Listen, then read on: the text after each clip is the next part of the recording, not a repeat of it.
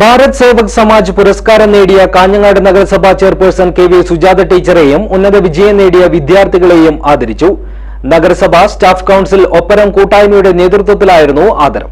This news sponsored by Emmanuel Silks, Kanhangad, Kannur and Thrissur.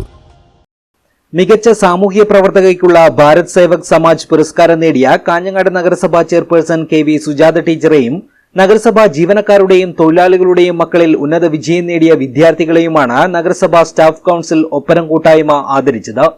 ഏതൊക്കെ മേഖലകളിലേക്കാണ് ഒരുപക്ഷെ നമ്മുടെ പുതിയ തലമുറ എത്തിച്ചേരുക എന്നുള്ളത് പറയാൻ നമുക്ക് കഴിയാത്തൊരു സാഹചര്യമാണ്. അത്രയും പ്രവചനാതീതമായ സാധ്യതകൾ അവരുടെ മുന്നിൽ തുറന്നിടുകയാണ് ഓരോ കാലത്തും ശാസ്ത്ര സാങ്കേതിക വിദ്യയൊക്കെ. നമുക്കൊന്നും കിട്ടാത്ത തരത്തിലുള്ള ഭാഗ്യം നമ്മുടെ കുട്ടികൾക്ക് കിട്ടുന്നത് നമ്മൾ കാണുകയാണ്.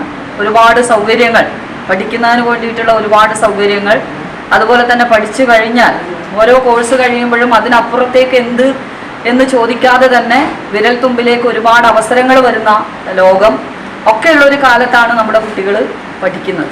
നഗരസഭാ വൈസ് ചെയർമാൻ ബിൽടെക് അബ്ദുള്ള അധ്യക്ഷനായ ചടങ്ങിൽ കെ.വി. സുജാത ടീച്ചർ, സ്ഥിരം സമിതി അധ്യക്ഷരായ കെ. ലത, കെ.വി. സരസ്വതി, കെ. പ്രഭാവതി തുടങ്ങിയവർ സംസാരിച്ചു. ഒപ്പരം കൂട്ടായ്മ പ്രസിഡന്റ് എൻ.വി. ദിവാകരൻ സ്വാഗതവും സെക്രട്ടറി രാകേഷ് കൃഷ്ണൻ നന്ദിയും പറഞ്ഞു.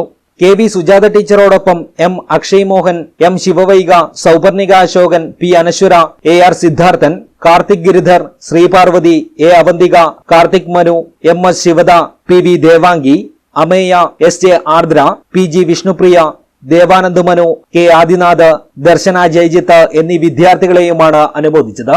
News bureau, Kanhangad.